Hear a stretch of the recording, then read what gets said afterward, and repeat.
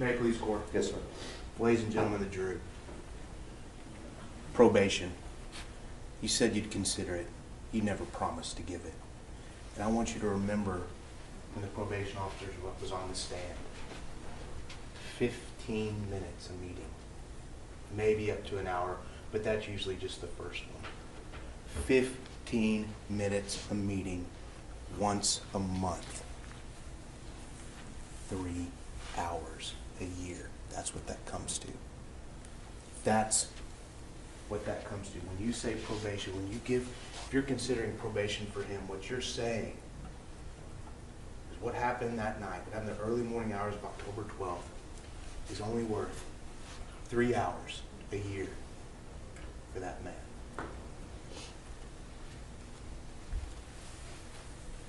Probation's not appropriate, and you know it. So let's talk about what is appropriate. Let's talk about what the defense attorney said. He's punished himself enough already. You can consider what he told you from this witness stand. When he took the stand a week ago today, that morning, did that seem like a man who had punished himself? Or a man that had given himself an excuse for his conduct? And the defense attorney told you this is an isolated incident. You know why it's an isolated incident? Because other officers don't act this way. Other officers don't make the same decisions that he made. That's why this is an isolated incident. It's because of him. It's because of who he is. He had a good family. He had a good education. He had a good support system. So why is he here? He's here because of who he is. I want you to watch that body cam video again. I want you to look at every decision that he made that night. I want you to look at every time he had the opportunity to save Atatiana's life, he made the wrong decision. And then I want you to look at that in the context of what Dr. Clayton said last week. Because it should all be clicking in your head now. That's who he really is. He's manipulative. The overconfidence, the narcissism. Ideas of grandiosity that he can do anything. He flaunts the rules. He runs in, just like I told you. Now when you hear that, the hard charger, the gung-ho, that's who he is. Because those are the decisions he made that night.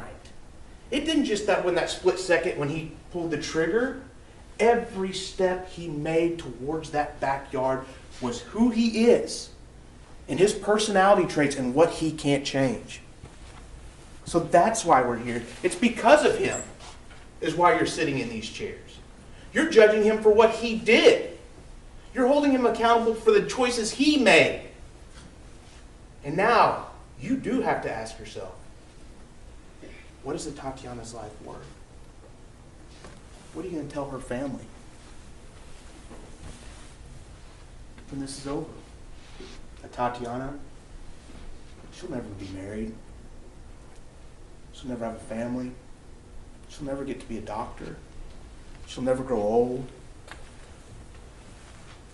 Her mother lived longer than her.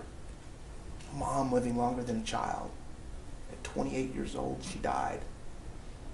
And this wasn't some tragic accident. He's the one that set everything in motion. Her sisters, her brother, Zayd and Zion, they'll never hug her again. You saw the defendant's sister touch her hand as she left the stand. That close human contact of support. A touch that any one of her family would give anything for to have one more opportunity to experience. But they can't. Not because of anything that they've done, not because of anything that Tatiana done, but solely because of the decisions that he made on October 12, 2019. And that's why he's sitting in that seat. And that's why you're making this decision. So what is her life worth? What are you going to say to them?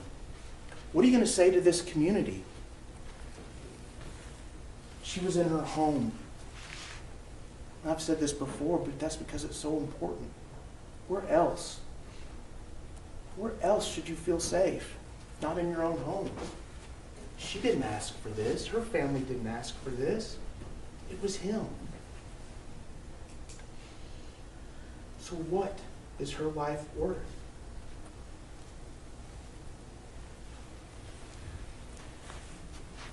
We've talked about who the defendant really is.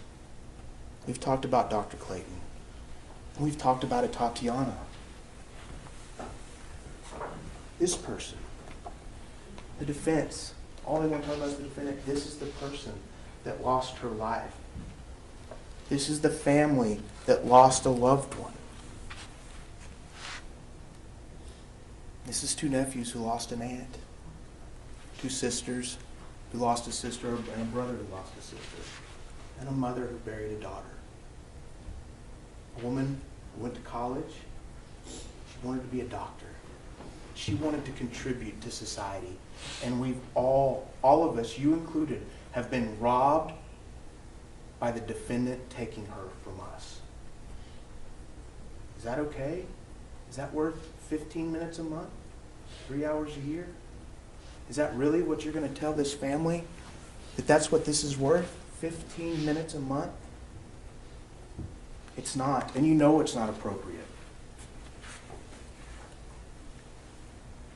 The defense attorney said a tragedy that will never be changed. He had so many opportunities to make other decisions so that we wouldn't be here. And yet he didn't. He continued to push forward because that's who he is. His overconfidence, his personality traits.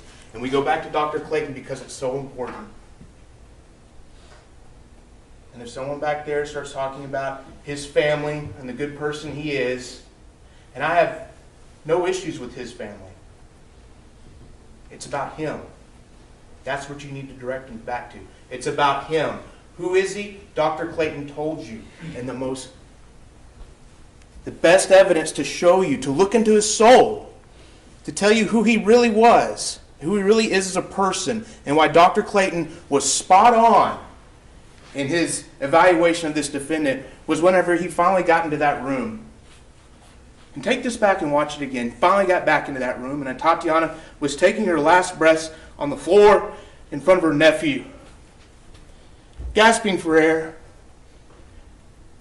struggling to live, and he stood over her, lorded over her, providing no aid, not attempting to do anything, only looking for that gun to give himself yet another excuse for his behavior. You have 10 minutes, Mr. Smith. That's his heart. That's who he is. And she deserved better. She deserved better from that defendant. And she deserves a sentence from you. Don't just stand there and watch this happen. Take action. Atatiana deserves it. Give him the maximum. That's what her life is worth. Give him the 20 years. Thank you. Okay, retired to your jury room.